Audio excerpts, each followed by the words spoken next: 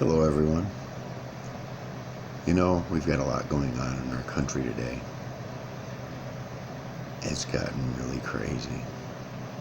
And you know, for many years now, even when I was younger myself,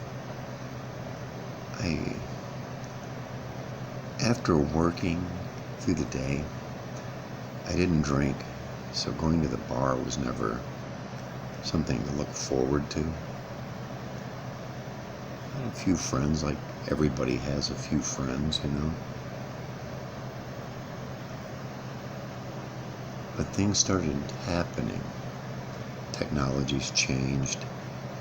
We started to notice that there was nothing to do other than go to the bar after work, on the weekends. If you were poor and just making ends meet, there was nothing to do, kids. And it's still that way today. But you have to also remember, there's more of them around now. And still there's nothing to do. It's kind of no wonder that a percentage of our younger people have latched onto causes that they're really not fully committed to, or they're hyper committed to. And it just seems like that's because there's nothing to do. If they had, I've also been thinking about this. They closed down all the pool halls because of the violence, and there was a big lack of interest for a long time. They closed down arcades.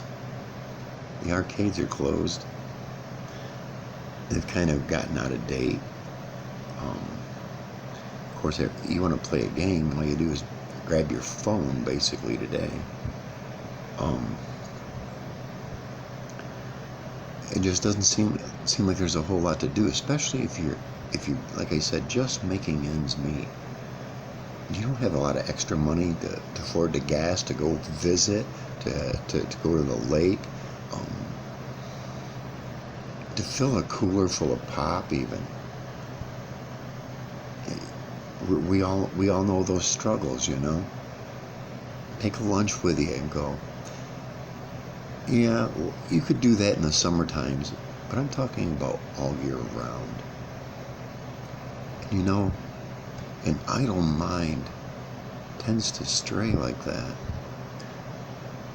It's not that I'm trying to make an excuse for their radical behaviors, but you kind of have to look at it in combination with them being misled and them not having anything to do. It all comes down to that. If they just had something to do. Maybe like I was saying, getting to earlier, a place where after work they knew they could go. It wouldn't cost them a chunk of what they have to spend in their budget. A place where they could relax, mingle if they wanted to, isolate if they wanted to. And I think we'd have to have some kind of a consensus, some kind of a poll with ideas on what all would be involved in that. You know, a basketball court, tennis courts, racquetball, all kinds of sporting activities. And you could challenge people, perhaps. You wanted to ride a bike? They'd have bicycles there. Motorized, I think you'd have to start paying for gas and things like that. And then you get into liability.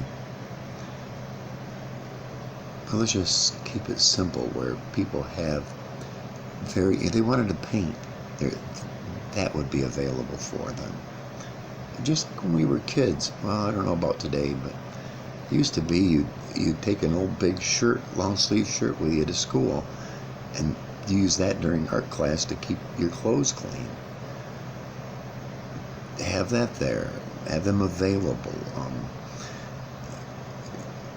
It might even cut down on graffiti. You might even discover some very wonderful artists and have that all connected with mainstream society. Maybe even cameras in a few places. Only a few though, because people want their privacy as well when they're being entertaining. I don't know so much about how much security. You don't want it overly done. You'd want it,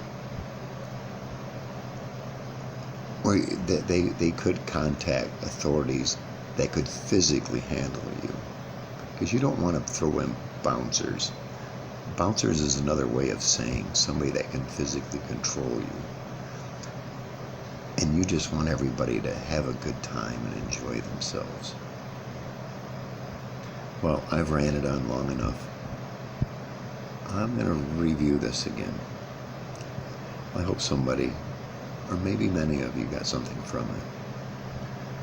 Let's think about it. What's there to do? There really isn't much to do. Thanks.